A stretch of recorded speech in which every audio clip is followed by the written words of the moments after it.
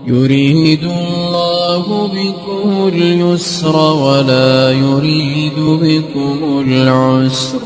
اس میں ایک ہے دعا کرنا، ہمیں اس کا اہتمام کرنا چاہیے. دوسری قسم ہے دعا کروانا. یہ بھی ثابت ہے، رسول اللہ صلی اللہ علیہ وسلم کے عمل شریف میں یہ بات موجود ہے، لیکن وہ رسمی نہ ہو، فارمیلٹیز والی بات نہ ہو. جیسے آج کل ہے دعا میں یاد رکھ جو، دعا میں یاد رکھ جو، دعا میں یاد رکھ جو، دعا میں یاد رکھ. یہ رسم والی بات نہیں. سلام مار دی اور دعا میں یاد رکھ. بھائی درخواست جو ہے وہ واقعتاً دعا میری ضرورت ہے اور اس بندے پر مجھے اطمینان ہے انشاءاللہ اللہ تعالیٰ میری نہیں تو اس کی دعا قبول فرمائیں گے. اور حدیث شریف میں یہ بات موجود ہے، اسرع اجابتاً، وہ دعا سب سے زیادہ قبول ہوتی ہے، قبولیت میں بہت زیادہ اسپیڈ میں جاتی ہے، جو ایک بھائی اپنے بھائی کے لیے تنہائی میں کرتا ہے. رسول اللہ صلی اللہ علیہ وسلم نے بتایا اسرع اجابتاً، وہ بہت جلد قبول ہوتی ہے. اور اس میں اخلاص بھی ہے کہ میرے اس بھائی کو پتہ بھی نہیں لیکن میں تنہائی میں اس کے لیے دعا کر رہا ہوں، یہ دعا بہت جلد قبول ہوتی. تو یہ رسمی نہ ہو، اس کا ثبوت ہے. رسول اللہ صلی اللہ علیہ وسلم نے ایک موقع پر حضرت عبداللہ ابن عمر رضی اللہ عنہ سفر عمرہ پر، یا حضرت عمر رضی اللہ عنہ سفر عمرہ پر تشریف لے جا رہے تھے. انہوں نے آقا صلی اللہ علیہ وسلم سے اجازت چاہی کہ حضرت میں عمرہ پہ جا سکتا ہوں. یہاں ایک بات بہت اہم نکتے کی ہے لیکن وہ موضوع سے ہٹ کر ہے، اس لیے اس کو یہ عاجز چھوڑ رہا ہے کہ عمرہ پر جا رہے تھے، بزنس اور پکنک پہ نہیں جا رہے تھے، تو اجازت کیوں لی؟ اس کو چھوڑتے ہیں، آگے چلتے ہیں. انہوں نے آپ علیہ السلام سے اجازت لی. سرکار نے اجازت مرحمت فرمائی اور فرمایا اشرکنا فی الدعاء یا اخی، میرے پیارے بھائی مجھے بھی دعا میں یاد رکھنا.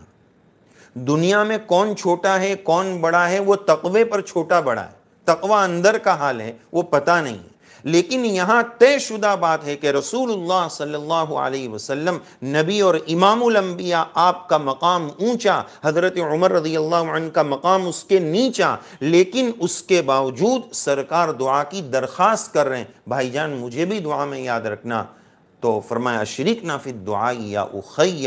حضرت عمر رضی اللہ عنہ فرماتے میری زندگی کا سب سے قیمتی جملہ کہ سرکار نے مجھے یا اخی پیارے بھائی کہا ہے، مجھے ساری دنیا مل جائے اور یہ جملہ اگر کوئی مجھ سے مانگے میں دینے کے لیے تیار نہیں ہوں، سرکار نے مجھے یا اخی فرمایا.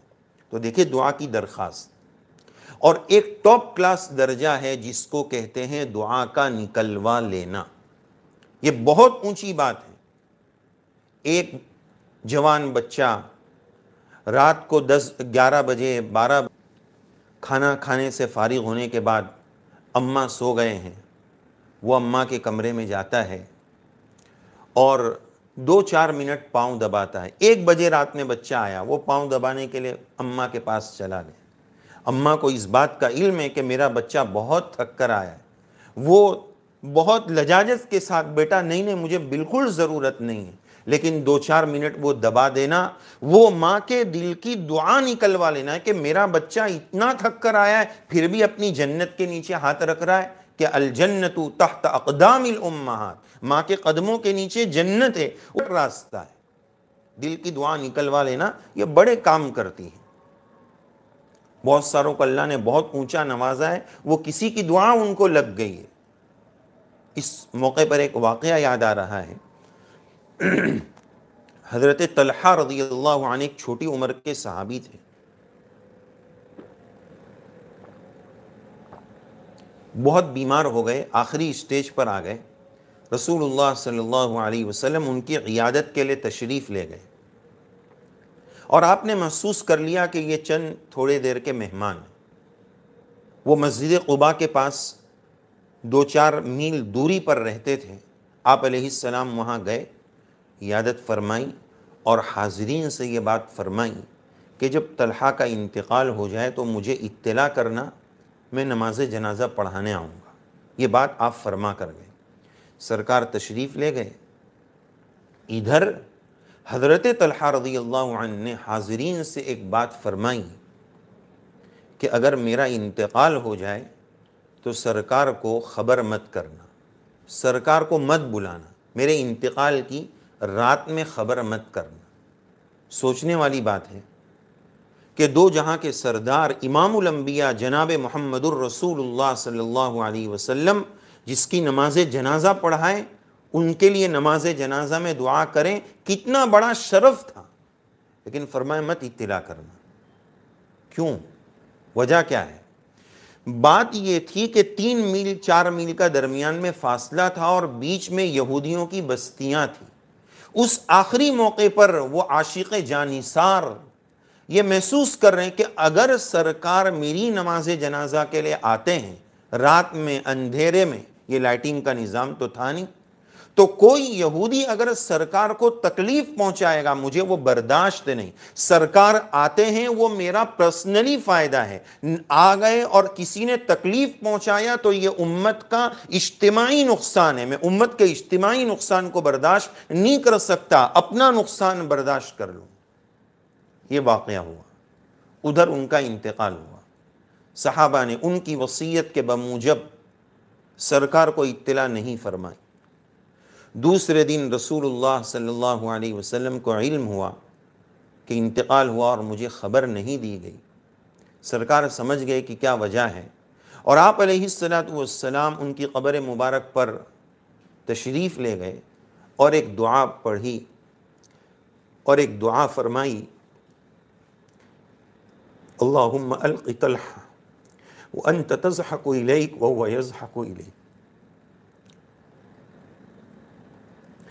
دعا کا ترجمہ یہ کہ یا اللہ آپ طلحہ سے اس حال میں ملاقات کریں کہ وہ آپ کو دیکھ کر ہنس رہے ہوں، آپ ان کو دیکھ کر ہنس رہے ہیں۔ یہ دعا سرکار نے ارشاد فرمائی۔ اب یہاں ایک پوائنٹ کی بات یہ سمجھیے کہ اگر سرکار تشریف لاتے نماز جنازہ میں تو کیا دعا ہوتی؟ نماز جنازہ میں کیا دعا ہے؟ اللہم اغفر لحینا و میتنا۔ اس دعا میں حضرت طلحہ کا نام نہیں آتا، لیکن قربانی دی، اس قربانی کا اثر یہ ہوا کہ سرکار نے نام لے کر دعا فرمائی، الق طلحہ، طلحہ سے پیارے رب اس حال میں ملیے، وہ آپ کو دیکھ کر ہنس رہے ہو، آپ ان کو دیکھ کر، یہ نام لے کر دعا مل گئی۔